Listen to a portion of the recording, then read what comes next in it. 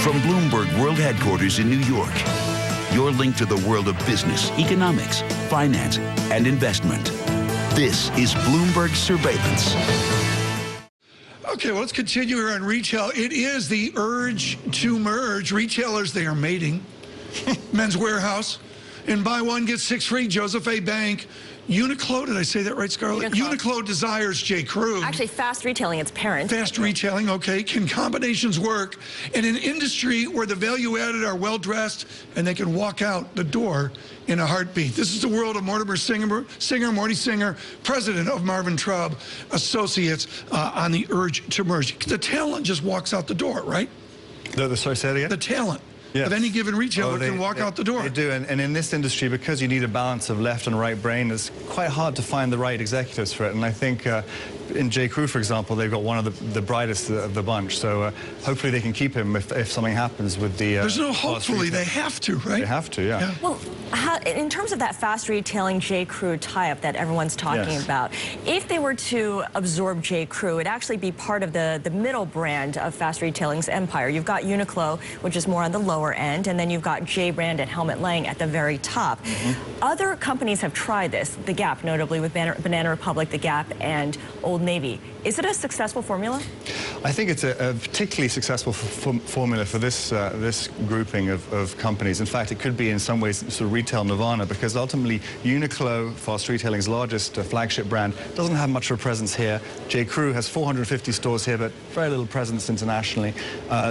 Uniqlo has sourcing expertise that gives them a 50% gross margin. J.Crew has a 45% gross margin. So coming together and using each other's expertise to grow each other in each other's territories could be a remarkable... But they're not going to cannibalize each other's sales, necessarily. No, because they occupy a little bit of a different segment. In other words, do you keep the brands totally separate? J.Crew stores are only J.Crew, Uniqlo are only Uniqlo. Can I ask a dumb question here? You guys are all the retail mavens. What is in the DNA at J.Crew? I think what they have successfully done is made the shopping experience exciting and fun through amazing merchandise. I mean, they get merchandising, what people want to wear. And that's Jenna Lyons, not so much Mickey Drexler. It's both of them. It's a combination. It's really about having the designer work with a merchant, and the merchant comes in and says, listen, I think we'll sell X amount of these kinds of products, and we have to move inventory. Tom, let me make it simple for you. J.Crew has figured out how to merge hot with girl next door. They've done it, and they've done it brilliantly. You know, I mean, they took things that were totally separate, that you never, you know, that you could never cross over. Hot on one side, Tom can't girl talk next about door this on the without other. getting in You trouble brought them together.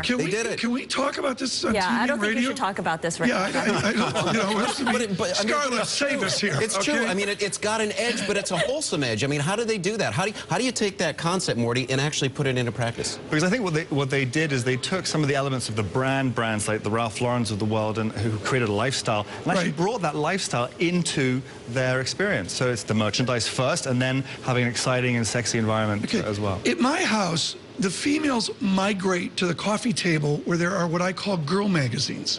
There's all this change. J.Crew, merging, mating. There's what we were talking about earlier, and yet girl magazines are timeless. Harper's Bazaar or Elle or Vogue. Why are they 1985 or 1965 still rocking the house in 2014? Well, I think you'll actually find that it's not those magazines necessarily, but magazines like People magazine that are actually moving inventory off the shelves. Those magazines, really? The quick fix impulse magazines get people going to the stores, I think, more so than the shiny magazines. I got to ask you about this whole trend of athleisure wear.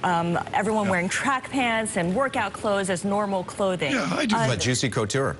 Well, they were started a long time ago, but Lululemon kind of took it to a new level. How do you know that? Is this a permanent change just a single in guy how we living dress in New York. and how merchants approach clothing, apparel, or is this just a hot trend for now? No, it's going to continue. I think the trend will be about making those products more wearable, so that you don't have to just wear them to the yoga studio. You can actually wear it throughout the day. So they used to say, for brands like Theory, you wear it at your desk to dinner. Well, this can be, you know, yoga to lunch. I mean, so it's actually... yoga to lunch. Yeah. Yoga on surveillance.